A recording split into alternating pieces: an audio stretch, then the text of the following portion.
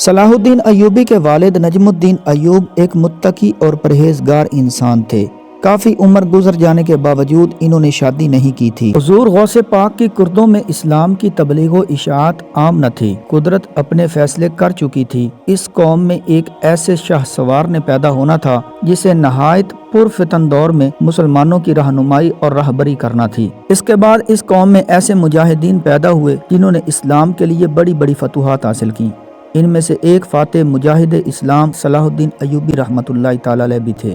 اسی کرد قوم سے تعلق رکھتے تھے۔ ان کے والد بھی اسی دوران اپنی برادری کے ساتھ مسلمان ہو کر حضور غوث پاک سے بیعت ہوئے تھے اور بعد میں ملک شام کے زنگی سلاطین کے بہت بڑے فوجی جرنیل بنے۔ کچھ دن بعد نجم الدین کو تقرید کی گورنری ملی۔ گورنر نجم الدین ایوب کافی عمر ہونے تک شادی سے انکار کرتے رہے۔ ایک دن اس کے بھائی اسد الدین شیرکو نے ان سے کہا، بھائی تم شادی کیوں نہیں کرتے؟ نجم الدین نے کہا، میں کسی کو اپنے قابل نہیں سمجھتا۔ اسد الدین نے کہا، میں آپ کے لیے رشتہ مانگوں؟ نجم الدین نے کہا، کس کا؟ اسد الدین نے کہا، ملک شاہ سلجوقی کی بیٹی کا یا وزیر الملک کی بیٹی کا۔ نجم الدین نے کہا، وہ میرے لائق نہیں۔ اسد الدین نے حیرانی سے پوچھا، پھر کون تیرے لائق ہوگی؟ نجم الدین نے جواب دیا، مجھے ایک ایسی نیک بیوی چاہیے جو میرا ہاتھ پکڑ کر جنت لے جائے اور اس سے میرا ایک ایسا بیٹا ہو جس کی وہ بہترین تربیت کرے، جو شاہ سوار ہو اور مسلمانوں کا قبلہ اول واپس لے۔ اسد الدین کو نجم الدین کی بات پسند نہیں آئی اور انہوں نے کہا، ایسی تجھے کہاں ملے گی؟ نجم الدین نے کہا، نیت میں اخلاص ہو تو اللہ نصیب کرے گا۔ ایک دن نجم الدین مسجد میں تقرید کے ایک شیخ کے پاس بیٹھے ہوئے تھے۔ ایک لڑکی آئی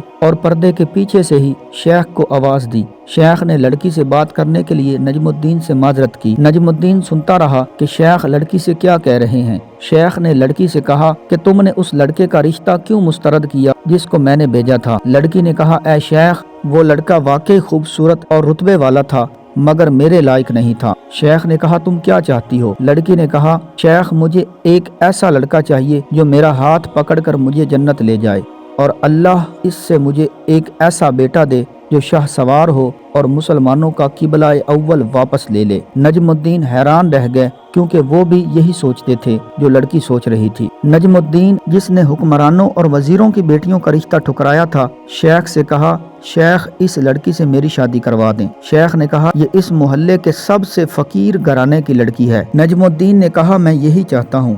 نجم الدین نے اس فقیر مگر متقی لڑکی سے شادی کر لی اور اسی سے وہ شاہ سوار پیدا ہوا جن کو دنیا سلطان صلاح الدین ایوبی کے نام سے جانتی ہے۔